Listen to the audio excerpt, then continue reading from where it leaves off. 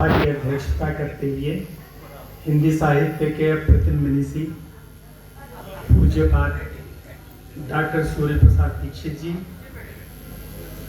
विशिष्ट अतिथि के रूप में विराजमान और हिंदी कविता की मूर्तिमान स्वरूप डॉक्टर उमाशंकर शुक्ल शितिकंठ जी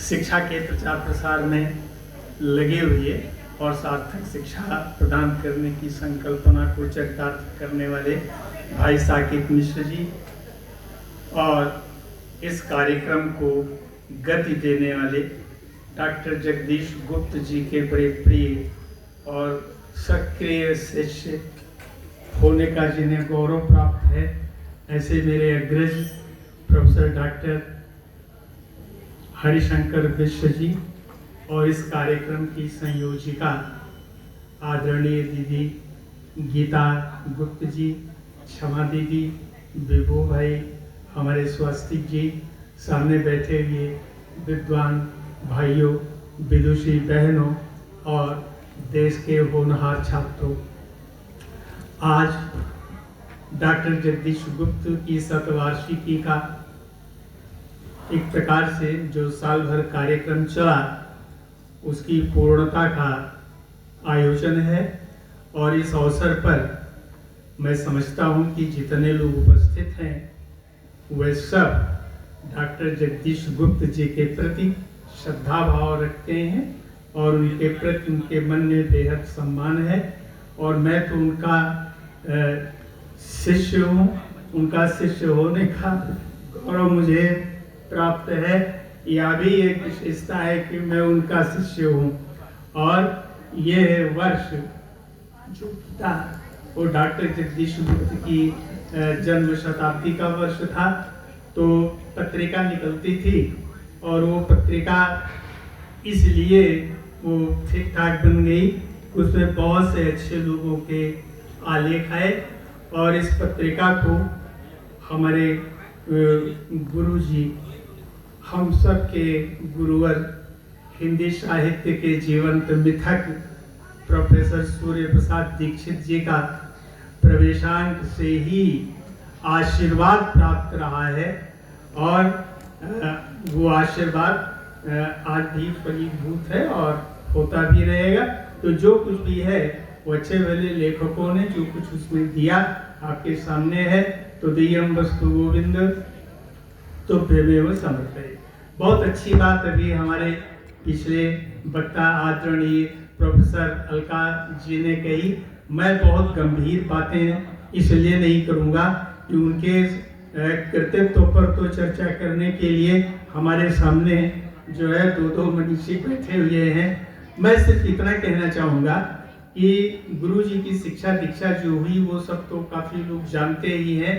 उनका मेधावी रूप बाल्यकाल से ही, हाई स्कूल में उनको उत्तर प्रदेश में पहली पोजीशन मिली थी, इंटरमीडिएट में द्वितीय उनको स्थान प्राप्त हुआ था उत्तर प्रदेश में। बीए और एमए कीर्तिमान के साथ उन्होंने परीक्षा उत्तीर्ण की थी। वहीं उन्होंने जो है वो शोध की उपाधि प्राप्त की। एक जगह एजरा पाउंड ने लिखा है, mathematics poetry is sort of inspired mathematics. वो मैं इसलिए बता रहा हूं कि गुरु जी का जो बीए में विषय था वो हिंदी, अंग्रेजी और गणित, ये तीन विषय उनके बीए में थे। ऐसा कॉम्बिनेशन बहुत जल्दी नहीं मिलता, तो ये बहुत बड़ी चीज थी कि वो मैथमेटिक्स, अंग्रेजी और हिंदी जिसके लिए रूह कांपती है, खास तौर से गणित जैसा विषय तो बड़ा, और लोग कहते हैं जो गणित पढ़ता है पढ़ाता है वो और कुछ हो, सहृदय नहीं हो सकता, लेकिन गुरु जी इसको पढ़ने पढ़ाने के बाद भी सहृदय अंत तक बने रहे। एक चीज मैं बस दो संस्मरण सुना के अपना वक्तव्य समाप्त करूंगा, क्योंकि उनके कृतित्व पर तो समीक्षा करने के लिए, बात करने के लिए अभी जो है वो महर्षि बैठे हुए हैं। और वो संस्मरण भी कुछ ऐसा है, गुरु जी बड़े विनोद प्रिय थे, विनोदी स्वभाव था उनका। जहाँ वो इतने बड़े गंभीर विद्वान थे, कवि थे, जहाँ वो कहते थे कि चित्रकला सारी कलाओं की आंख है, जहाँ वो ऊपर से देखने पर नाव जब चलती थी नदी में तो बहुलोचना नदी कहते थे। तो वहीं पर जब कभी कोई बातचीत होती थी तो बहुत अच्छा विनोद का प्रसंग आता था, तो कुछ कहते बिना वो रुकते नहीं थे।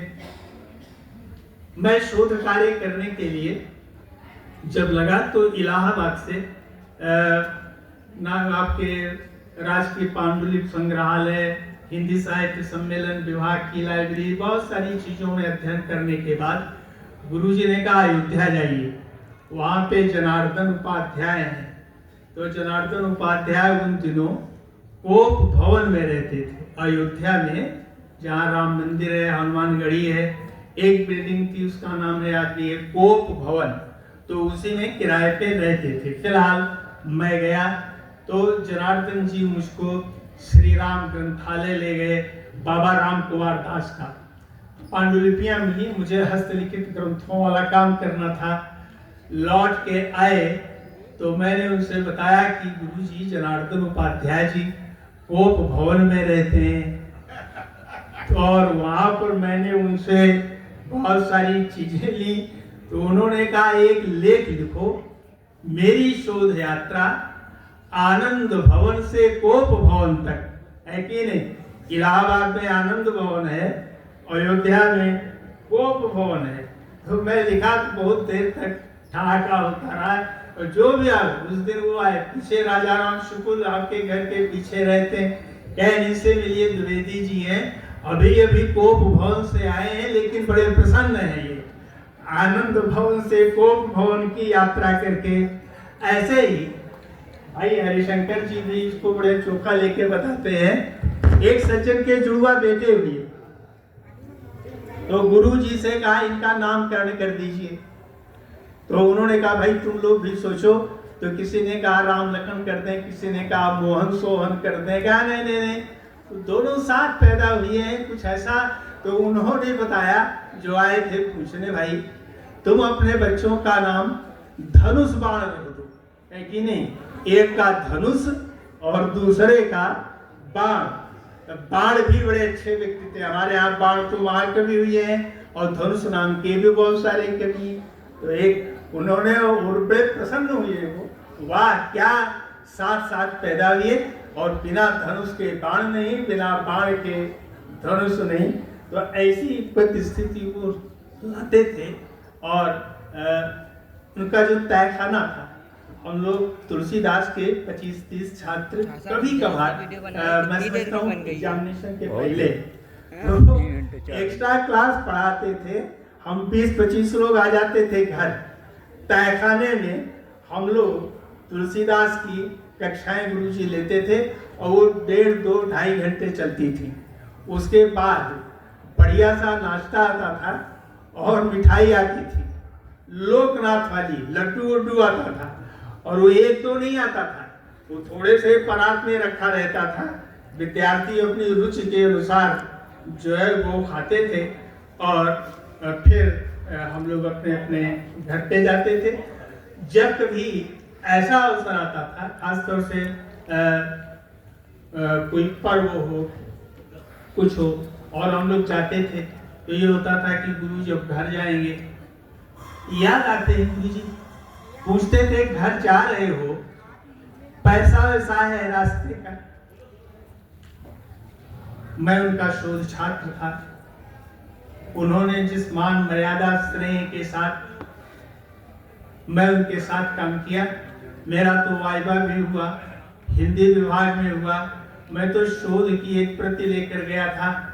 आज जब कभी सुनते क्या देखते हैं, उसी महकमे में थे जहाँ 2-2.5 लाख रुपया लोग के शोध करा रहे हैं, जहाँ झोला पकड़ा देते हैं, शाम को पैसा नहीं देते, सब्जी लेते आओ, ये कर दो, यात्रा करेंगे। बहुत सारे लोग हैं, सब तो नहीं है, लेकिन कुछ लोग इस रास्ते के पथिक हैं। तो मैं खुशनसीब लोगों में हूँ जो ऐसे गुरुओं के संपर्क में रहा जिन्होंने निरंतर उत्साहवर्धन किया। मुझको तो कई रूपों में उनका मनुष्य रूप श्रेष्ठ था, कि कवि रूप उनका श्रेष्ठ था, ये अध्यापक रूप श्रेष्ठ था। तीनों में निर्णय करना बहुत कठिन है, लेकिन वो एक चीज कहते थे, अच्छा साहित्यकार खराब आदमी नहीं हो सकता, और अच्छे साहित्यकार बनने के लिए पहली चीज है वो बेहतर मनुष्य हो। बेहतर मनुष्य ही अच्छे साहित्य का सृजन करता है। ये बहुत बड़ी चीज उन्होंने कही थी। और अंत में 2 लाइन उन्हीं की, मुझे लक्ष्य वेद का मुझे लक्ष्य वेद का बाण और बाणी में देखता हूँ क्रियासान, बाण और बाणी में देखता हूँ क्रियासान, मुझे लक्ष्य वेद का। ऐसे गुरु के श्री चरणों में मैं अपना शत शत नमन श्रद्धांजलि व्यक्त करता हूँ।